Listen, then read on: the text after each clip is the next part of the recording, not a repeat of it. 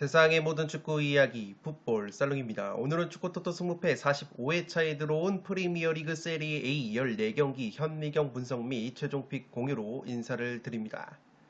지난 승무패 44회차에서 1등 적중자가 4명이 나오면서 마무리가 됐습니다. 풋볼살롱은 멤버십 킹 등급 분들에게 공유를 드렸던 24,000원짜리 추가 조합픽이 아쉽게 10개의 적중이 되면서 등수에는 들지 못했지만 그래도 다수의 이변 경기들이 적중이 됐기 때문에 이번 승무패 45회차 같은 경우에도 풋볼살롱의 최종픽만 그대로 따라가지 마시고 풋볼살롱이 전해드리는 살롱 코멘트, 다양한 분석 내용을 바탕으로 나만의 이변픽을 꼭 잡아보시기 바랍니다. 특히나 풋볼살롱이 투폴 추천이나 독식픽으로 따로 추천을 드리는 픽은 폴도스 부족으로 가져가지 못하는 아까운 픽들이기 때문에 자신의 뜻과 일치를 한다면 과감하게 이변픽을 노려보시는 것도 1등 적중에 가까워지시는 방법이라고 생각을 하고 있습니다.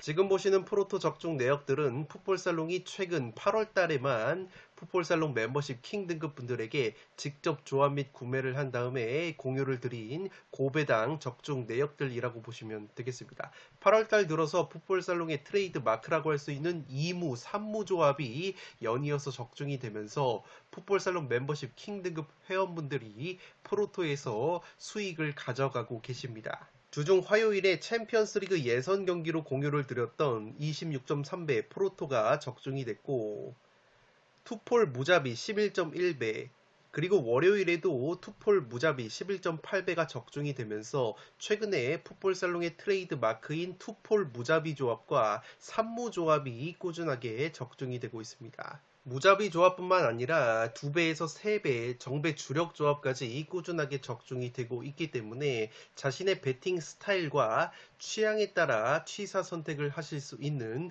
장점이 있습니다. 이 밖에도 굉장히 많은 적중 내역들이 8월 달에도 나오고 있는데 이렇게 3무 조합 31.3배가 지난 주말에 적중이 됐고 여자 월드컵과 J리그라는 난이한 경기들로 적중이 됐습니다. 투폴 무자비 10배도 덤으로 적중이 됐고 프리미어리그 경기들로 투폴 무자비 12.4배가 적중이 됐습니다. 지난주 주중에도 이렇게 유의미한 투폴 무자비 조합들이 적중이 됐고 지난 주중에도 이렇게 미국 축구를 껴서 20.5배, 35.9배 등 3무, 햇무 조합까지 연이어서 적중이 되고 있기 때문에 8월 달에 신들린 적중을 이어가고 있습니다. 하루에 299원 풋볼살롱 멤버십 킹 등급으로 합류를 하시면 이렇게 매회차 풋볼살롱이 직접 조합 및 구매를 하는 양질의 프로토 조합픽을 받아보실 수 있습니다. 프로토뿐만 아니라 축구토토 승무패에서 현미경 분석에서 말씀을 드리는 공통 최종픽보다 구매 금액을 훨씬 줄인 폴더 수를 줄인 추가 압축 조합픽도 승무패에서 드리고 있기 때문에 풋볼살롱 멤버십 킹 등급으로 가입을 하시면 프로토뿐만 아니라 승무패에서도 양질의 추가 조합픽을 받아보실 수 있습니다. 지금 보시는 풋볼살롱 멤버십 킹 등급 카페 고수분들의 적중 내역은 풋볼살롱 멤버십 킹 등급 카페에서 활동을 하시는 제야의 고수분들께서 직접 조합 및 구매를 하신 다음에 풋볼살롱 멤버십 카페에만 독점적으로 공유를 해주고 계시는 프로토 조합픽 적중 내역이라고 보시면 되겠습니다. 8월 달에도 굉장히 많은 고수분들께서 풋볼살롱 멤버십 킹 등급 카페에서 승무패와 프로토 조합픽을 공유를 해주고 계시고 이렇게 83배 63매 등 고배당 적중픽이 나오면서 회원분들이 다 같이 함께 적중의 기쁨을 누리고 계십니다. 이 매달 풋볼살롱 멤버십 킹 등급 카페에서는 프로토 배당왕과 상금왕을 선정을 하고 있기 때문에 고수분들과 소통을 하시면서 이렇게 고수분들의 양질의 프로토 조합픽까지 추가적으로 받으실 수 있는 혜택이 풋볼살롱 멤버십 킹 등급 분들에게 주어진다고 보시면 되겠습니다. 승무패 45회차 현미경 분석 1부 첫 번째 경기는 풀럼 대 브랜트포드의 경기입니다. 저는 과감하게 단통 무승부로 한번 가보도록 하겠습니다. 통계적인 부분은 화면을 멈추셔서 구독자 여러분들이 확인을 해 주시기 바랍니다. 살롱 코멘트로 빠르게 넘어가서 분석을 진행을 하도록 하겠습니다. 지금 보고 계시는 현미경 분석 자료는 풋볼살롱 멤버십 킹 등급으로 가입을 하시면 네이버 카페에서 빠르고 편하게 확인을 하실 수 있습니다.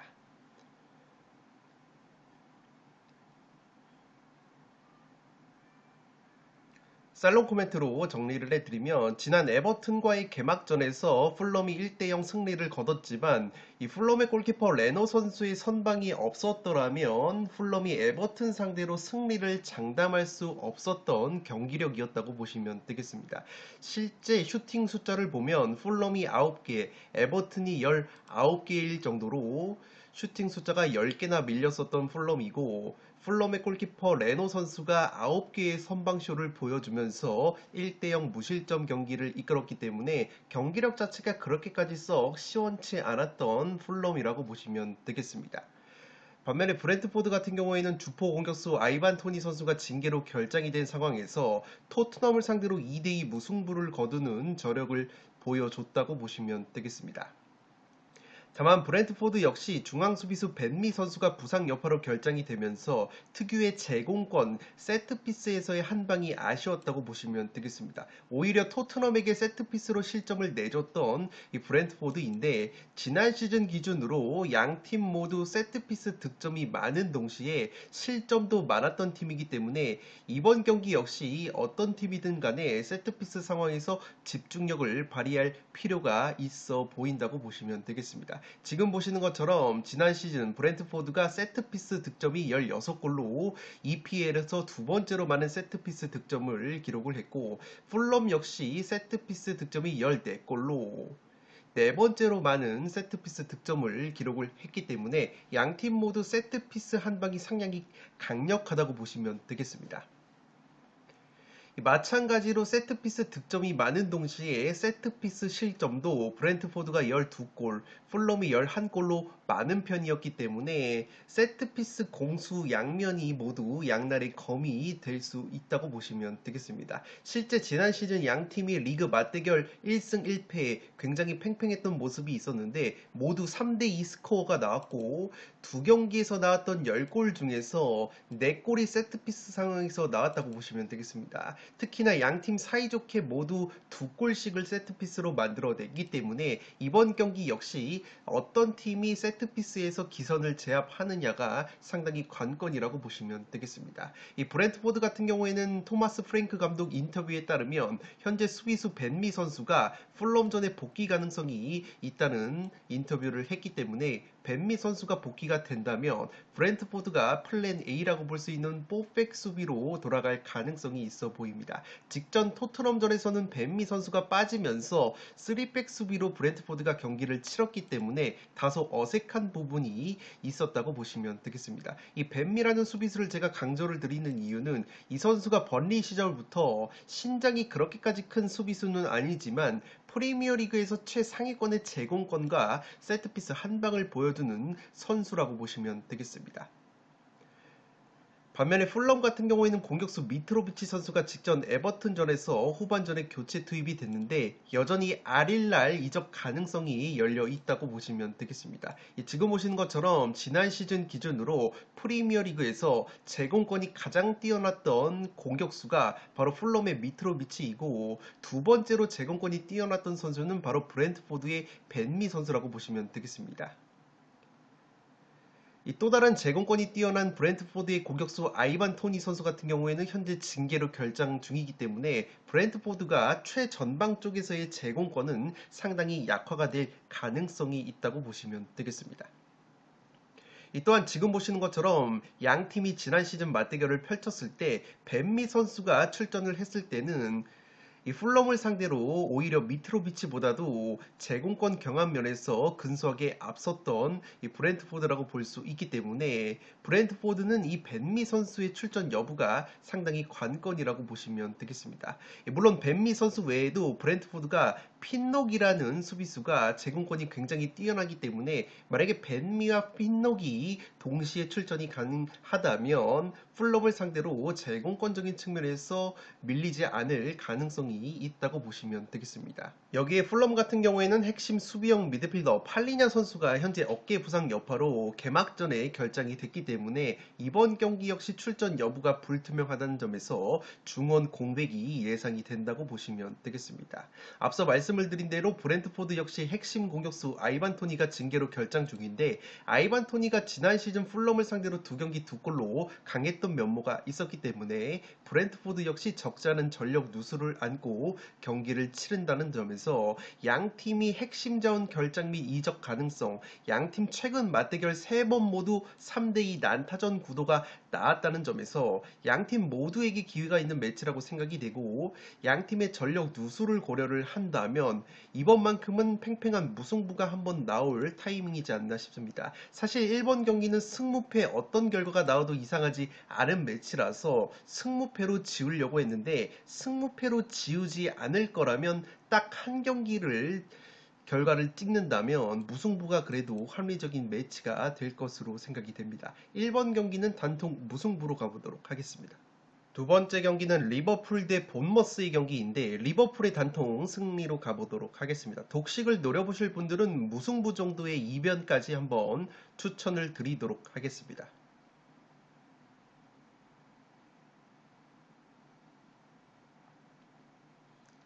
살롱 코멘트로 정리를 해드리면 본머스 같은 경우에는 스페인 라리가 라이오 바예카노를 이끌었던 이라올라 감독이 부임을 하면서 지난 시즌 게리 오닐 감독 체제 때와는 확연히 다른 경기 스타일을 웨스트햄과의 개막전에서 보여줬다고 보시면 되겠습니다. 웨스트햄 상대로 본머스가 1대1 무승부를 거뒀는데 웨스트햄 상대로 점유율을 63%나 가져가면서 상당히 주도적인 경기 운영을 펼쳤다고 보시면 되겠습니다.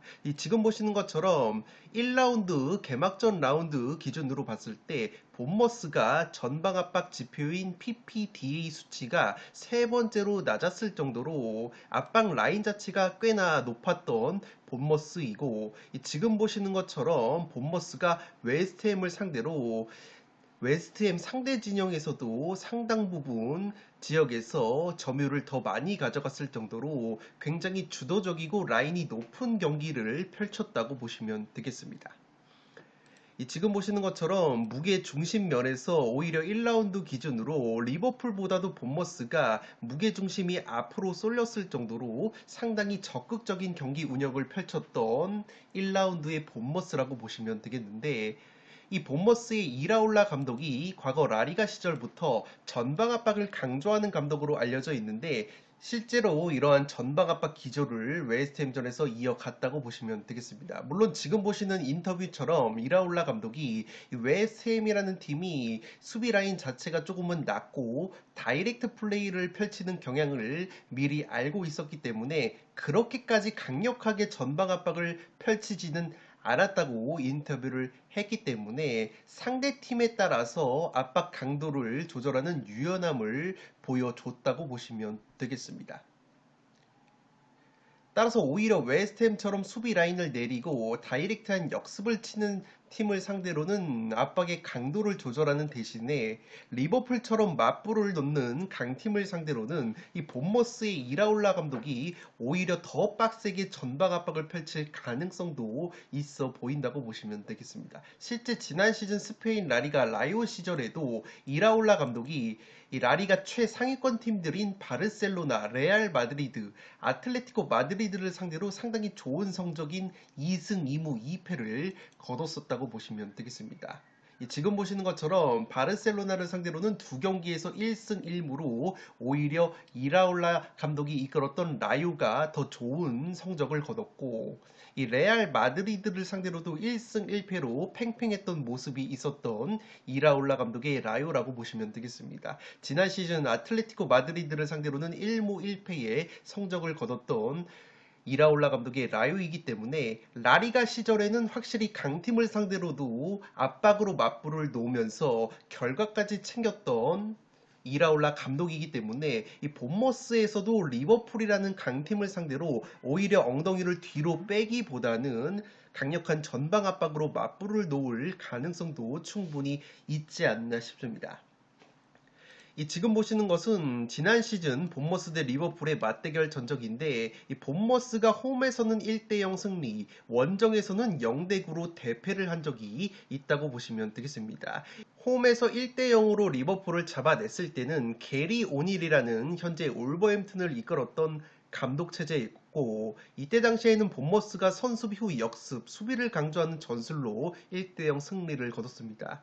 반대로 0대9로 리버풀 원정에서 대패를 당했을 때는 이 스콧 파커라는 감독 체제였는데, 확실히 게리 오닐 감독 체제 때보다는 이 스콧 파커 감독 체제 때가 훨씬 더 적극적인 운영을 했었던 부분이 있기 때문에 오히려 리버풀 입장으로서도 만약에 본머스의 이라올라 감독이 엉덩이를 뒤로 빼지 않고 전방 압박으로 맞불을 놔준다면 리버풀도 충분히 자신들의 강점인 전방 압박으로 맞불을 놓으면서 화력적으로 찍어 누를 수 있는 경기를 펼칠 가능성도 충분히 있다고 보시면 되겠습니다. 리버풀 같은 경우에는 지난 첼시전에서 약점을 노출을 했었던 것이 바로 전형적인 수비형 미드필더가 없었기 때문에 수비적으로 상당히 불안한 모습이 있었다는 점인데, 현재 슈투트가르트 출신의 수비형 미드필더, 일본 대표팀 미드필더인 엔도 와타루 선수 영입을 목전에 두고 있기 때문에 만약에 엔도 선수가 빠르게 이적이 마무리가 돼서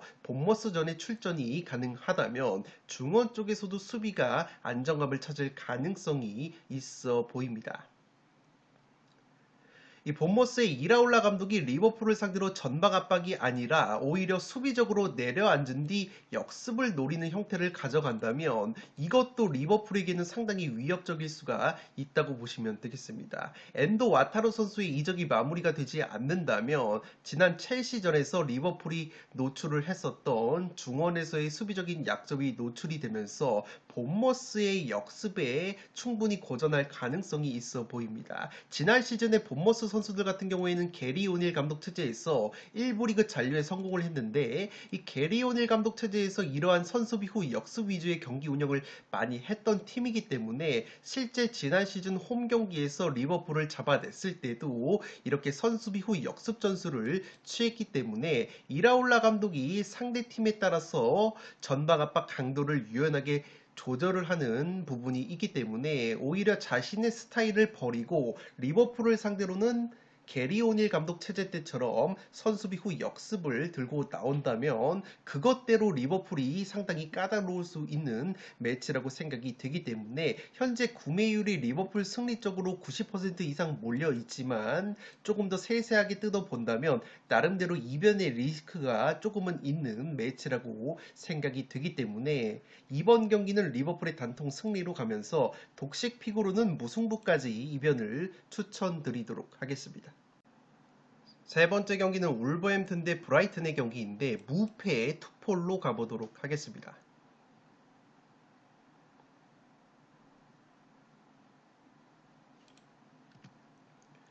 살롱 코멘트로 정리를 해드리면 지난 맨유와의 개막전 원정 경기에서 울버햄튼이 0대1로 패배를 당했지만 상당히 좋은 경기력을 보여줬다고 보시면 되겠습니다. 지금 보시는 것처럼 맨유를 상대로 마테우스 쿠냐 그리고 황희찬 같은 선수들을 활용을 해서 빠르고 직선적인 역습으로 재미를 많이 봤던 울버햄튼인데, 특히나 맨유 같은 경우에는 울버햄튼을 상대로 측면을 공략하려고 했지만 울버햄튼이 수비 상황에서 측면에서 밀리지 않는 수적 우위, 동수를 확보를 하면서 굉장히 좋은 수비력을 보여줬다고 보시면 되겠습니다.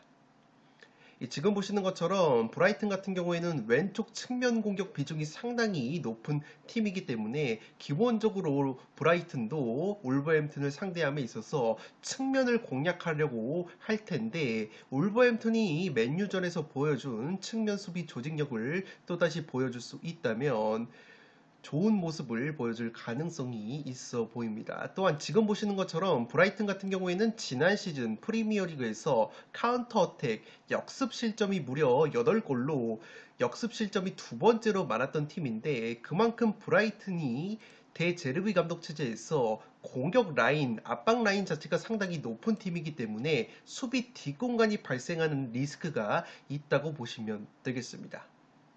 따라서 울버햄튼이 지난 맨유전에서 보여준 측면 수비 조직력을 앞세워서 실점을 하지 않으면서 오히려 브라이튼의 넓은 수비 뒷공간으로 맨유전에서 보여줬었던 직선적인 역습을 또다시 보여줄 수 있다면 브라이튼이 상당히 까다로운 경기가 될 것으로 생각이 되고 있습니다. 물론 지금 보시는 것처럼 지난 시즌 게리 오닐이라는 감독이 본머스를 이끌었을 때 이미 대제르비 감독이 브라이튼을 상대로 두 경기 2패를 당한 바 있기 때문에 현재 게리 오닐 감독이 울버햄튼을 이끌고 있다는 점에서 브라이튼의 대제르비 감독 역시 이러한 게리 오닐 감독의 선수비 후 역습 기조를 누구보다 잘 알고 있다는 점에서 그렇게까지 울버햄튼의 역습에 호락호락하게 당하지는 않을 가능성도 충분히 있다고 보시면 되겠습니다. 지난 맨유전에서 경기력이 상당히 좋았다고 말씀을 드렸는데, 울버햄튼이 맨유를 상대로 기대 득점값이 2.35골이나 됐지만 득점이 0골에 그쳤다고 보시면 되겠습니다. 슈팅을 무려 23개나 때렸었던 울버햄튼인데 아쉽게 골 결정력에 발목이 잡혔다고 보시면 되겠습니다. 물론 페널티킥이 선언이 됐어야 되는 이 장면에서 페널티킥이 선언이 되지 않았고 심판진이 오심을 공식적으로 인정을 했기 때문에 심판 판정 불운이 있었던 울버햄튼이라고 보시면 되겠습니다. 지난 시즌에 울버햄튼이 38경기에서 31골에 그치면서 프리미어리그에서 가장 적은 득점을 기록을 했었기 때문에 이번 맨유전에서도 그러한 울버햄튼의 골 결정력 약점이 고스란히 드러났다고 보시면 되겠습니다. 그래도 울버햄튼이 고무적인 것은 이렇게 맨유전에서 페널티킥을 얻어낼 뻔했었던 2m의 장신 공격수 칼라이지치 선수가 부상에서 돌아왔기 때문에 기존에는 없었던 울버햄튼의 장신 공격 옵션이 생겼기 때문에 공격 쪽에서 다양한 장면을 연출할 가능성이 있어 보인다고 보시면 되겠습니다. 특히나 이 브라이튼이라는 팀이 이 루턴타운과의 개막전에서 4대1 대승을 거뒀지만 이 루턴타운에게 공중볼 경합 지표면에서 상당히 밀렸다고 보시면 되겠습니다. 특히나 185cm의 루턴타운의 공격수 이 모리스 선수에게만 10번의 공중볼을 내줬기 때문에 만약에 울버햄튼의 2m 장신 공격수 칼라이지치 선수가 브라이튼을 상대로 공중볼 경합에서 이겨낼 수 있다면 충분히 울버햄튼이 높이로 재미를 보는 그림도 있어 보이지 않나 싶습니다. 지금 보시는 것처럼 지난 시즌을 기준으로 양팀 모두 제공권이 최하위권이었는데 브라이튼 같은 경우에는 뒤에서 두 번째로 제공권이 좋지 못했기 때문에 충분히 2m의 장신 공격수 칼라이지치 선수가 높이에서 우위를 점하면서 충분히 울버햄튼이 높이적인 측면에서도 재미를 보는 그림도 그려볼 수 있지 않나 싶습니다. 따라서 이 경기는 액면가로는 브라이튼이 경기력이 상당히 좋을 것으로 생각이 되지만 이러한 상성적인 측면을 고려를 한다면 무승부 정도의 이변은 충분히 노려볼 수 있는 매치라고 생각이 되고 있습니다. 3번 경기는 무패 투폴로 가보도록 하겠습니다. 네 번째 경기는 토트넘 대 맨유의 경기인데 승패로 갈라보도록 하겠습니다.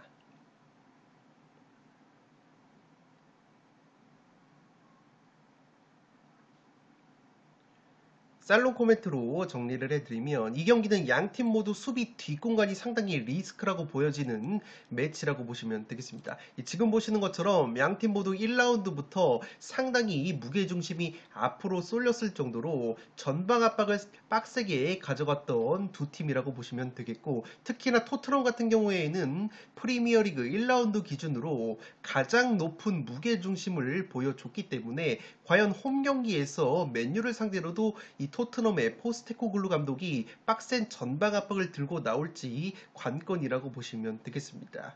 이 토트넘이 브랜트포드 원정에서 원체 전방 압박을 빡세게 하다 보니까 수비 뒷공간을 노출하는 약점이 있었다고 보시면 되겠습니다. 특히나 오른쪽 측면 수비수인 이 빨간색으로 표시를 해둔 에메르송 로얄 같은 경우에는 이 공격 상황에서 중앙 쪽으로 들어오다 보니까 이 브랜트포드에게 소유권이 넘어갔을 때 이 에메르송 로얄이 비워놓은 오른쪽 측면 공간이 상당히 노출이 많이 됐었던 토트넘이기 때문에 이렇게 롱패스 한 방으로 측면 뒷공간이 뚫리는 약점을 노출을 했었던 토트넘의 수비라고 보시면 되겠습니다.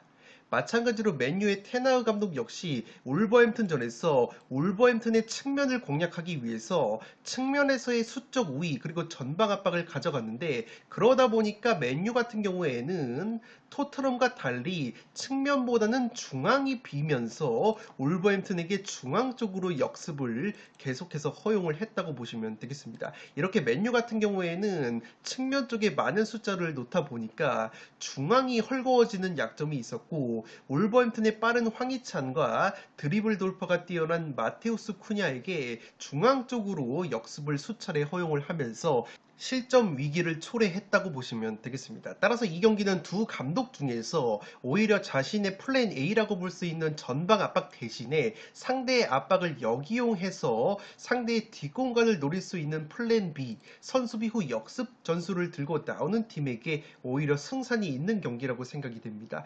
개인적으로는 토트넘의 포스테코글루 감독이 압박보다는 선수비 후 역습 전술을 가지고 나와야 맞을 것으로 보이는 것이, 우선 브랜트포드와의 개막전에서 토트넘의 손흥민 선수가 왼쪽 측면에 상당히 고립이 되면서 공격적으로 아무런 역할을 하지 못하고 후반에 교체 아웃이 됐다고 보시면 되겠습니다. 지금 보시는 것이 바로 손흥민 선수의 브랜트포드전 히트맵인데, 이렇게 왼쪽 측면에만 고립이 되면서 손흥민 선수 특유의 빠른 침투 혹은 정확한 슈팅 능력이 발휘가 되지 못했던 부분이 있기 때문에 이 토트넘의 포스테코글루 감독 입장에서는 손흥민 선수의 최대 강점을 살리기 위해서는 손흥민 선수를 왼쪽 측면에 박아둘 것이 아니라 오히려 맨유의 수비 뒷공간을 빠르게 침투를 하면서 순도 높은 골 결정력을 발휘할 수 있도록 이 최전방 쪽으로 옮긴다거나 이 손흥민 선수에게 측면에서 와이드하게 벌리는 역할 대신에 오히려 적극적으로 박스 쪽으로 침투를 해서 마무리를 하는 역할을 부여를 해야 토트넘이 승산이 있을 것으로 생각이 됩니다. 제가 손흥민 선수의 골 결정력을 강조를 드리는 이유는 토트넘이 공격수 해리 케인 선수가 이적이 되면서 최전방 골 결정력이 상당히 아쉬워졌고, 지난 브랜트포드전에서 최전방 공격을 담당을 했었던 히샬리송 선수 같은 경우에는 상당히 좋지 못한 골 결정력을 보여줬기 때문에 현 시점에서 토트넘 공격 자원 중에서 가장 순도 높은 골 결정력을 보여줄 수 있는 선수는 다름 아닌 손흥민 선수이기 때문에 이 손흥민 선수를 이렇게 왼쪽 측면에 고립을 시키는 전술은 굉장히 좋지 못할 것으로 생각이 되고 있습니다. 따라서 이번 맨유전에서 토트넘의 포스테코글루 감독이 차라리 손흥민 선수를 역습 천병으로 놔두고 맨유의 수비 뒷공간을 노리는 형태로 경기를 운영을 한다면 울버햄튼전에서 맨유가 수비 뒷공간 역습에 상당히 고전을 했었던 그림이 반복이 될 가능성이 있지 않나 싶습니다. 더욱이 토트넘 같은 경우에는 새롭게 영입을 한 미드필더 제임스 매디슨 선수가 브랜트포드전에서 2개의 어시스트를 기록을 했고, 중앙 미드필더 비수마 선수 역시 좋은 경기력을 보여줬는데, 이 두 선수 같은 경우에는 상대 수비 뒷공간으로 양질의 스루 패스를 뿌려줄 수 있는 능력이 있기 때문에 손흥민 선수의 빠른 침투 능력이 살아날 가능성이 있다고 보시면 되겠습니다. 물론 이러한 전술적인 인사이트는 맨유에게도 해당이 되는 것이, 만약에 토트넘이 전방 압박 전술을 고수해서 나오게 된다면 맨유도 그리고 역습에 특화가 되어 있는 스피드와 슈팅 능력을 장착한 래시포드라는 공격수가 있기 때문에 오히려 토트넘의 수비 뒷공간을 노리는 형태로 맨유가 재미를 볼 만한 매치라고 생각이 되고 있습니다. 특히나 맨유의 중원에는 브루노 페르난데스, 에릭센, 카세미르 같이 상대 수비 뒷공간을 향해서 양질의 스루 패스를 뿌려줄 수 있는 자원이 많기 때문에 충분히 토트넘의 뒷공간을 공략할 만한 맨유라고 보시면 되겠습니다. 지금 보시는 것처럼 맨유가 지난 시즌 기준으로 카운터 어택 역습 득점이 9골로 프리미어리그에서 가장 강력한 역습 공격을 보여줬던 팀이기 때문에 만약에 토트넘이 전막 압박 전술을 고집을 한다면 맨유의 퀄리티 있는 역습 한 방에 실점을 하면서 패배를 하는 그림도 그려지기 때문에 이 경기는 양 팀이 어떤 전술을 들고 나오느냐에 따라서 양 팀 모두 승리 가능성이 있다고 생각되는 매치이기 때문에 4번 경기는 승패로 갈라보도록 하겠습니다. 5번 경기는 엠폴리 대 엘라스의 경기인데 엠폴리 단통 패배로 가보도록 하겠습니다. 투폴 추천으로는 무패를 추천드리도록 하겠습니다.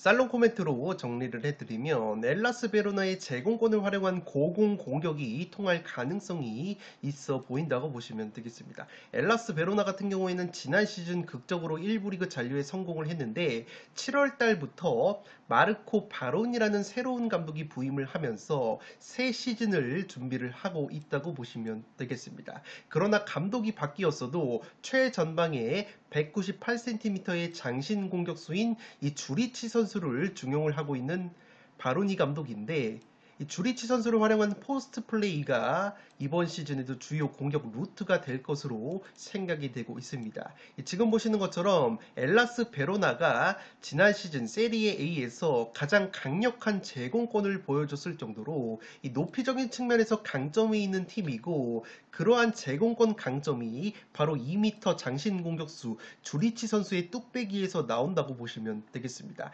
반대로 엠폴리 같은 경우에는 지난 시즌 기준으로 제공권이 17위에 머무는 팀이기 때문에 확실히 높이적인 차이가 있는 매치라고 보시면 되겠습니다. 특히나 지난 시즌 5월달 엘라스와의 홈 경기에서 펼쳐진 양팀 맞대결이 1대1 무승부로 끝이 났는데 당시에 엘라스 같은 경우에는 공격수 주리치 선수가 무려 15번의 공중볼 경합에 성공을 했다고 보시면 되겠습니다.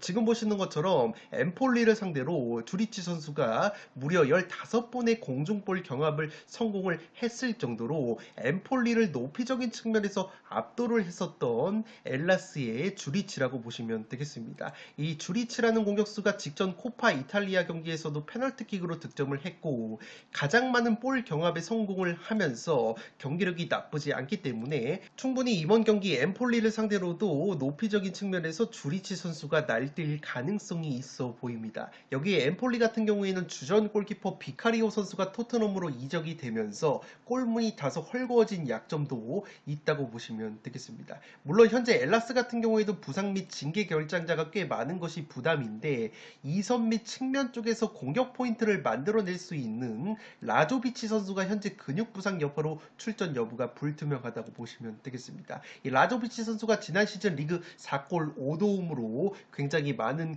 공격 포인트를 기록을 했었던 자원이기 때문에 엘라스의 공격 누수가 있을 것으로 생각이 되고 또한 지난 시즌 리그 5골을 넣으면서 팀 내 가장 많은 골을 넣었었던 엘라스의 시모네 베르디라는 선수가 토리노로 이적이 되기 때문에 이 엘라스가 최전방에서 주리치가 제공권으로 공중볼을 따낸다고 하더라도 그 세컨볼을 공격적으로 마무리할 수 있는 2선 공격 자원이 현재 이적이나 부상 등으로 인해서 결장이 될 가능성이 있어 보이기 때문에 엘라스가 빈공을 보여줄 가능성이 조금은 있지 않나 싶습니다. 물론 엘라스가 지난 시즌 리그 3골을 넣었었던 막바지에 영입이 됐었던 논지라는 공격 자원이 이 프리시즌에 나쁘지 않은 득점을 기록을 했기 때문에 공격 상황에서 이 실일 논지의 활약이 기대가 되는 엘라스라고 보시면 되겠습니다.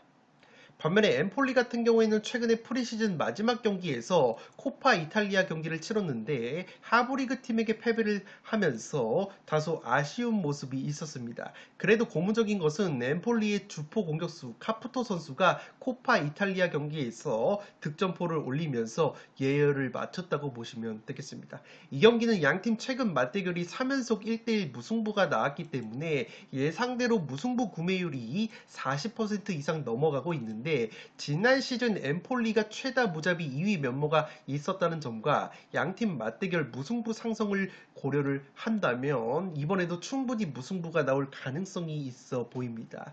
더군다나 엘라스가 지난 시즌 원정 성적이 뒤에서 두 번째로 좋지 못했을 정도로 원정에서 경기력이 나오지 않는 약점이 있기 때문에 여전히 무승부 구미가 당기지만 그래도 과감하게 제가 엘라스의 승리로 꺾는 이유는 현재 엘라스 승리 구매율이 10%대로 상당히 매력적인 투표율을 보이고 있기 때문에 지난 시즌 맞대결에서 엠폴리가 엘라스의 공격수 주리치 선수의 제공권에 상당히 고전을 했다는 점과 엠폴리의 수문장 비카리오 골키퍼가 토트넘으로 이적이 됐다는 점까지 고려를 한다면 이 경기는 단통 무승부를 찍는 것보다는 과감하게 투표율이 10%로 낮은 엘라스의 승리 쪽으로 꺾는 메리트가 있어 보이는 매치이기 때문에 5번 경기는 엠폴리의 단통 패배로 가면서 투폴 추천으로 무패까지 추천을 드리도록 하겠습니다.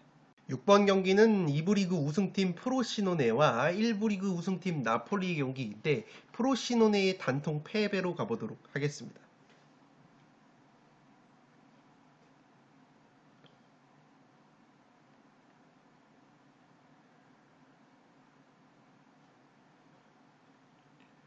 살롱 코멘트로 정리를 해드리면 2부 리그 챔피언 프로시노네 대 1부 리그 챔피언 나폴리의 맞대결이라고 보시면 되겠습니다. 다만 타이틀에 비해서 현재 1부 리그로 승격을 한 프로시노네 같은 경우에는 전력 누수가 꽤나 심할 것으로 생각이 되는데 지난 시즌 2부 리그에서 팀 내 가장 많은 리그골을 넣었었던 물라티엘이라는 공격수가 사스올로로 이적이 됐다고 보시면 되겠습니다. 또한 지난 시즌 팀 내 득점 3위였던 인시네라는 공격수는 팔레르모로 이적이 됐고 팀 내 득점 공동 4위였던 루카 모로라는 공격자원 역시 스페치아로 임대 이적이 됐기 때문에 이 프로시노네가 새 시즌을 앞두고 공격자원의 이탈이 상당히 많았다고 보시면 되겠습니다. 이 설상가상으로 프로시노네가 핵심 공격자원들을 내보낸 것에 비해서 영입 같은 경우에는 현재 독일 3부 리그 출신의 공격수 마빈 코니 선수를 영입을 하는 등 다소 부실한 영입에 그치고 있기 때문에 확실히 프로시노네가 전력 누수가 꽤 있을 것으로 생각이 됩니다. 물론 프로시노네가 부랴부랴 현재 여러 팀, 여러 선수들과 임대 영입을 추진 중이지만 굵직한 영입 오피셜이 없는 것이 현실이라고 보시면 되겠습니다. 물론 지난 시즌 프로시노네의 측면 공격 에이스였던 주세페 카소 선수 같은 경우에는 팀에 잔류를 하기 때문에 이 카소 선수의 어깨가 상당히 무거울 것으로 생각이 되고 있습니다. 반면에 나폴리 같은 경우에는 지난 시즌 세리에 A 우승을 차지한 핵심 자원들의 이탈이 많을 것으로 생각이 됐지만 생각보다는 핵심 자원들을 많이 지켜냈다고 보시면 되겠습니다. 물론 핵심 수비수 김민재 선수가 바이에른 미넨으로 이적이 됐고 우승을 이끌었던 스팔레티 감독이 팀을 떠나고 리디 가르시아라는 새로운 감독이 부임을 한 것은 변수라고 볼 수 있겠지만 나폴리의 핵심 공격수인 세리에이 득점왕 오시멘 선수를 비롯해서 측면자원 흐비차, 크바라첼리아 선수 역시 모두 팀의 잔류를 하는 쪽으로 가닥을 잡았기 때문에 공격적인 누수가 생각보다는 없다고 보시면 되겠습니다. 또한 중원의 핵심 플레이메이커 지엘린스키 선수 역시 나폴리와 재계약을 앞두고 있다는 보도가 있기 때문에 충분히 나폴리가 지난 시즌 못지않은 화력을 보여줄 가능성이 있어 보입니다. 특히나 지난 시즌 임대로 재미를 봤었던 라스파도리, 시메오네 같은 공격 자원들을 완전 영입을 하면서 나폴리가 공격진 누수가 없었기 때문에 공격진 누수가 굉장히 큰 프로시노네를 상대로 화력적으로 앞서는 부분이 있다고 보시면 되겠습니다. 물론 스팔레티 감독 대신에 부임을 한 리디 가르시아라는 나폴리 감독이 과거 유럽 리그에서는 나쁘지 않은 커리어를 쌓았지만 최근에는 사우디 리그 알 나스르에서 그다지 좋지 못한 지도력을 보여줬다는 점과 김민지의 대체자격으로 영입이 된 브라질 리그 출신의 수비수 나탕 선수가 얼마나 제 몫을 해줄 수 있을지는 상당히 리스크라고 생각이 되고 있습니다. 그래도 제가 나폴리의 승리로 가는 이유는 나폴리가 프리시즌 기간에 좋은 성적을 유지를 했고 공격수 오시멘과 시메오네가 각각 3골과 4골로 프리시즌 좋은 골 감각을 유지를 했다는 점에서 나폴리 특유의 공격력이 나올 가능성이 높아 보이고 지금 보시는 통계처럼 통계적으로 나폴리가 지난 11년간 세리에이 개막전에서 모두 승리를 거뒀고 세리에이 역사상 첫 경기에서 습격팀을 만났을 때는 패배가 단 1패도 없었던 나폴리이기 때문에 이러한 통계적인 부분도 나폴리의 승리를 가리키는 요인이라고 생각이 됩니다. 이 프로시노네 역시 지난 시즌 1부 리그 승격을 이끌었었던 그로소 감독이 팀을 떠나고 디 프란체스코 감독이 부임을 했기 때문에 비록 프리시즌에 프로시노네가 이 디 프란체스코 감독 체제에서 2승 2무로 패배가 없었지만 프로시노네 역시 새로운 감독하에서 얼마나 조직력을 끌어올렸을지 의문이기 때문에 양팀 모두 감독이 바뀐 상황에서 조직력은 100%가 아니라고 본다면 선수단의 퀄리티가 압도적인 나폴리가 그래도 승리를 가져갈 가능성이 높아 보입니다. 6번 경기는 프로시노네의 단통 패배로 가보도록 하겠습니다. 현미경 분석 일부 마지막 경기는 승격팀 제노아 대 피오렌티나의 경기입니다. 저는 승무패로 지으면서 제노아 쪽 이변까지 한번 노려보도록 하겠습니다. 단통 픽으로는 제노아의 단통 패를 추천드리도록 하겠습니다.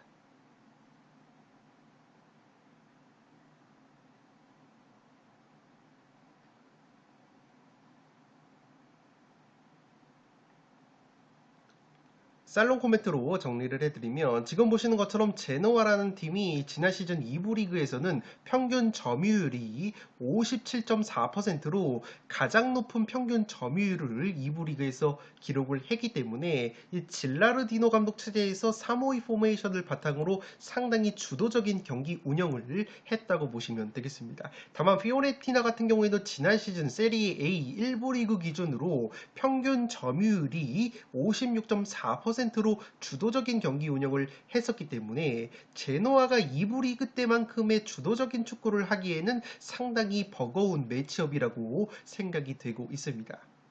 지금 보시는 것처럼 제노아라는 팀이 점유율이 높으면서 경기당 패스 정확도가 가장 높았던 팀인데 반대로 롱 패스 정확도는 20개 팀 중에서 18등으로 굉장히 떨어졌었기 때문에 제노아가 롱 패스에는 강점이 다소 없었다고 보시면 되겠습니다.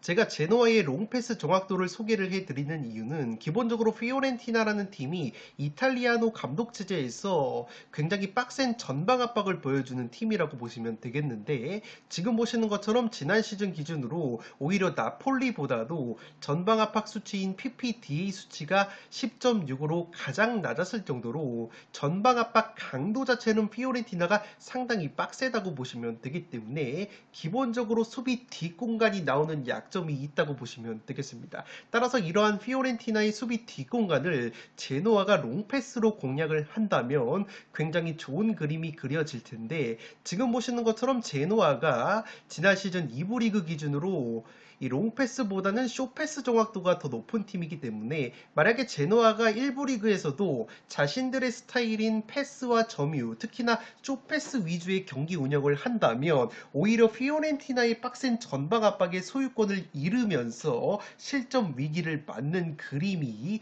그려지지 않나 싶습니다. 물론 지금 보시는 것처럼 피오렌티나가 전방 압박 강도 자체는 많지만 골 엔딩, 전방 압박에 의한 득점은 딱 한 골로 기본적으로 골 결정력이 약한 부분이 있었기 때문에 그러한 점은 제노아에게 호재라고 보시면 되겠습니다. 제노아가 지난 시즌 기준으로 홈 경기에서는 12승 6무 1패, 단 1패만 거두면서 홈 깡패 면모가 있었다고 보시면 되겠습니다. 피오렌티나 같은 경우에는 지난 시즌 컨퍼런스 리그 결승, 코파 이탈리아 결승, 두 컵 대회에서 모두 결승에 올랐는데 모두 준우승이 그쳤다고 보시면 되겠습니다. 컵 대회를 2개나 병행을 하면서 결승까지 오르다 보니까 상대적으로 세리에 A 리그에서는 8위에 머물렀던 피오렌티나이고 확실히 여러 대회를 병행을 하면서 스쿼드의 뎁스가 얇다는 약점이 드러났다고 보시면 되겠습니다. 이 피오렌티나가 지난 시즌 팀 내 리그 최다골을 넣었던 카브랄이라는 공격수가 벤피카로 이적이 됐는데 그래도 스페치아에서 두 자릿수 득점을 올렸던 은졸라라는 공격수를 영입을 했고 아르헨티나 리그 출신의 공격수 벨트란 선수까지 영입을 하면서 나름대로 공격 보강에 성공을 했습니다. 지금 보시는 것처럼 피오렌티나가 지난 시즌 기대 득점 대비해서 실제 득점이 근소하게 적었던 만큼 확실히 골 결정력에 아쉬움이 있었기 때문에 이 영입생 공격수 은졸라와 벨트란이라는 공격수가 얼마만큼 골 결정력을 확보를 해줄 수 있는지가 관건이라고 보시면 되겠습니다. 팀의 액면가 체급으로만 놓고 보면 피오렌티나의 우세가 그려지는 경기이지만 제노아가 지난 시즌 질라르디노 감독 부임 이후에 홈 경기에서 최소 실점을 기록을 했고 지난 시즌 홈 경기에서 단 1패만을 기록을 했다는 점, 제노아가 새 시즌을 앞두고 상당히 많은 선수들을 의욕적으로 영입을 했다는 점까지 고려를 한다면 피오렌티나가 의외로 어려운 경기를 할 만한 매치라고 생각이 됩니다. 다만 제노아 역시 전력 누수가 꽤 있는 것이 주전 미드필더 스트로트만 선수가 징계로 결장이 되고 지난 시즌 제노아에서 리그 1골 4도움을 올려준 측면 수비수 사벨리 선수까지 징계로 결정이 되기 때문에 여전히 피오렌티나도 승리 가능성이 있는 매치라고 생각이 됩니다. 상대전적 면에서도 제노아 상대로 최근에 5경기 3승 2무 무패 중인 피오렌티나이기 때문에 이 경기는 피오렌티나의 승리 가능성도 충분히 높다는 점에서 단통 픽으로는 제노아의 단통 패를 추천드리는데 저는 승모패로 지으면서 이변까지 한번 노려보도록 하겠습니다. 네, 이것으로 승무패 45회차 현미경 분석 1부를 모두 마치도록 하겠습니다. 나머지 8번부터 14번 경기는 현미경 분석 2부에서 다뤄드릴 것을 약속드리면서 저는 이만 물러가 보도록 하겠습니다. 끝으로 영상이 도움이 되신 분들은 좋아요와 구독 버튼을 눌러주시면 풋볼살롱 채널에 그나큰 힘이 됩니다. 구독 버튼 옆에 종 모양의 알림 설정을 해주시면 그 누구보다 빠르게 양질의 축구, 승무패, 프로토 관련 분석 컨텐츠를 만나보실 수 있습니다. 지금까지 풋볼살롱이었습니다. 감사합니다.